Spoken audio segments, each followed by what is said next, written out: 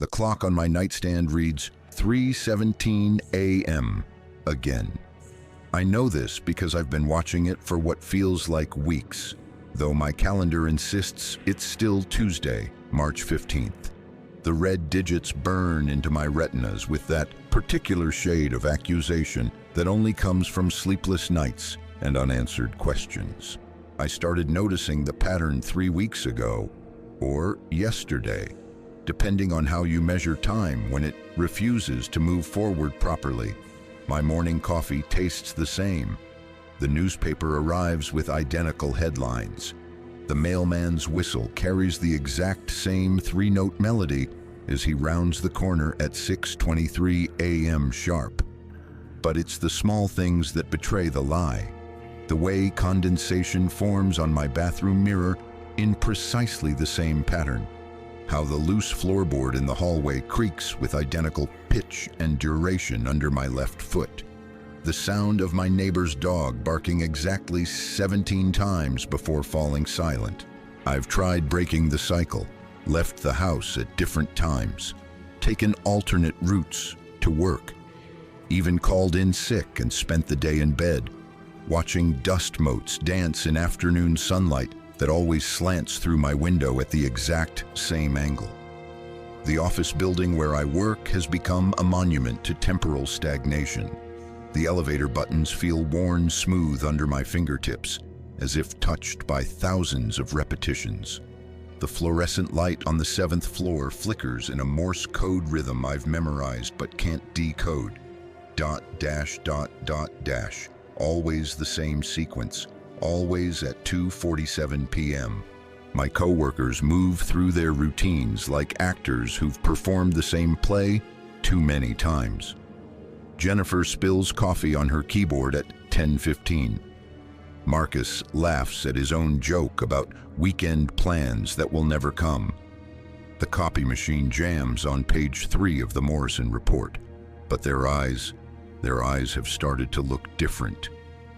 Glassy, distant, as if they're seeing through me rather than at me.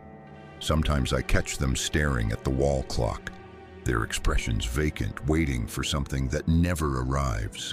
I've started leaving myself notes, messages scrawled on napkins, carved into my desk with a paperclip, even written in the steam on my shower door. Remember the loop, count the repetitions, find the break. By morning, they're always gone, not erased, gone, as if they never existed, as if the day itself refuses to acknowledge my attempts at memory. The worst part isn't the repetition. It's the growing certainty that I'm not alone in noticing. Last Tuesday, today, I saw a woman at the bus stop, writing frantically in a notebook. When I approached, she looked up with eyes that held the same recognition I feel burning behind my own. She opened her mouth to speak, but before any words could form, the bus arrived with its familiar hydraulic sigh. When I turned back, she was gone. The notebook remained, its pages blank. I've begun to suspect that time isn't broken. We are. That somewhere along the way, we stepped outside the normal flow of existence and into something else. A waiting room, a holding pattern, a cosmic glitch where consciousness gets stuck like a record with a deep scratch. The theory feels right in the space between my ribs, where anxiety lives.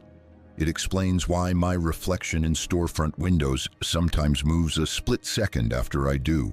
Why shadows fall in directions that don't match the sun's position.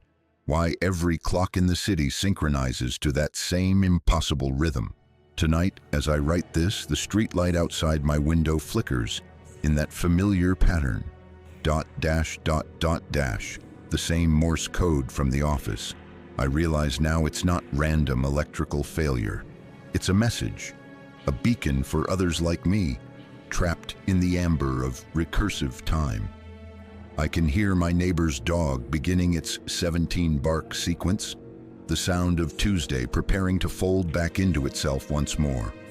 My alarm clock glows 3:17 a.m., patient as a spider waiting for flies.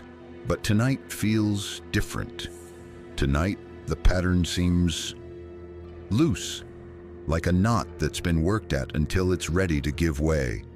I can feel the edges of this Tuesday fraying, showing glimpses of Wednesday underneath. Maybe the loop was never meant to be permanent. Maybe it's just consciousness trying to process something too large, too impossible to accept in linear time, a trauma response of reality itself.